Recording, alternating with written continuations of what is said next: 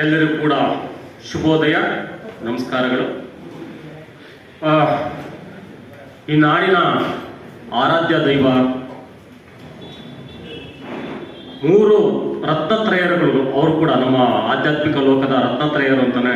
ಈಗ ನಮ್ಮ ಸಿದ್ಧಗಂಗಾ ಶ್ರೀಗಳಿರ್ಬೋದು, ಜ್ಞಾನಯೋಗಾಶ್ರಮದ ಗುರುಗಳಾದ ಸಿದ್ದೇಶ್ವರ ಶ್ರೀಗಳಿರ್ಬೋದು, ಹಾಗೆ ಈ ಥರದ ನಾಡಿನಾದ್ಯಂತ ಒಂದು ಸಂತನ ಹೆಸರನ್ನ ಪಡ್ಕೊಂಡಂತಹ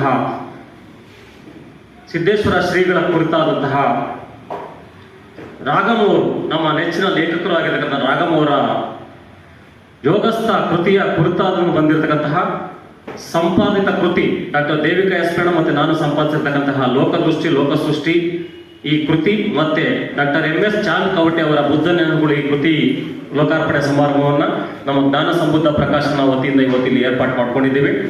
ಈ ಸಮಾರಂಭದಲ್ಲಿ ಕೃತಿ ಬಿಡುಗಡೆ ಮಾಡಲಿಕ್ಕೆ ಈ ನಾಡಿನ ಖ್ಯಾತ ಕವಯಿತ್ರಿ ಆಗಿರ್ತಕ್ಕಂತಹ, ಲೇಖಕಿಯಾಗಿರ್ತಕ್ಕಂತಹ, ಶಿಕ್ಷಣ ಇಲಾಖೆಯಲ್ಲಿ ಹಲವಾರು ಉನ್ನತ ಹುದ್ದೆಗಳನ್ನು ನಿರ್ವಹಿಸಿ ಯಶಸ್ವಿ ಆಡಳಿತಗಾರರಾಗಿ, ಯಶಸ್ವಿ ಶಿಕ್ಷಕಿಯಾಗಿ ಹಲವಾರು ಪ್ರಶಸ್ತಿಗಳಿಗೆ ಭಾಜನರಾಗಿರ್ತಕ್ಕಂತಹ, ಅವರ ಸಾಕಷ್ಟು ಪದ್ಯಗಳು ಪಠ್ಯಪುಸ್ತಕಗಳು ಕೂಡ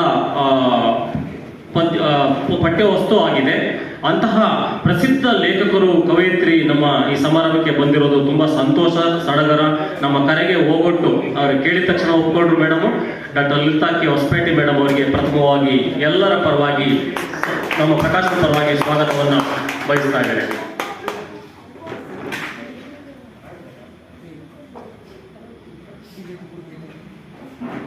ಅದೇ ರೀತಿ ನಮ್ಮ ನಾಡಿಗೆ ವಿದ್ವಾಂಸರ ಕೊರತೆ ಇದೆ. ಒಂದು ತಲೆಮಾರದಲ್ಲಿ ವಿದ್ವಾಂಸರ ಜಯಮಾನ ಜಾಸ್ತಿ ಇತ್ತು, ಆದರೆ ಇವತ್ತಿನ ಪ್ರಸ್ತುತ ದಿನಮಾನದಲ್ಲಿ ವಿದ್ವಾಂಸರ ಕೊರತೆ ಇದೆ.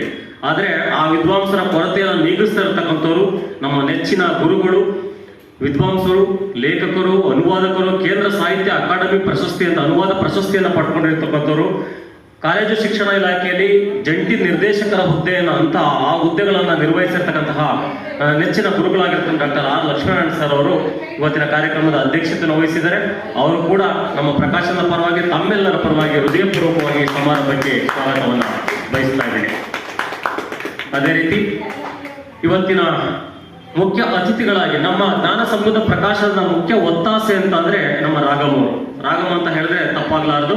ನಿಜವಾಗ್ಲೂ ಕೂಡ ನಮ್ಮ ಜ್ಞಾನ ಸಂಬುದ್ಧ ಪ್ರಕಾಶನ ಹೊಸ ಹೊಸ ಪ್ರತಿಭೆಗಳಿಗೆ ಅವಕಾಶವನ್ನು ಕೊಡುವ ನಿಟ್ಟಿನಲ್ಲಿ, ಕನ್ನಡ ಸಾಹಿತ್ಯ ಸಂಸ್ಕೃತಿಯ ಉಳಿಸಿ ಬೆಳೆಸುವ ನಿಟ್ಟಿನಲ್ಲಿ, ಪುಸ್ತಕ ಸಂಸ್ಕೃತಿಯನ್ನು ಮುನ್ನೆಲೆಗೆ ತರುವ ನಿಟ್ಟಿನಲ್ಲಿ ಈ ಜ್ಞಾನ ಸಂಬುದ್ಧ ಪ್ರಕಾಶನವನ್ನು ಪ್ರಾರಂಭಿಸಲಾಗಿದೆ.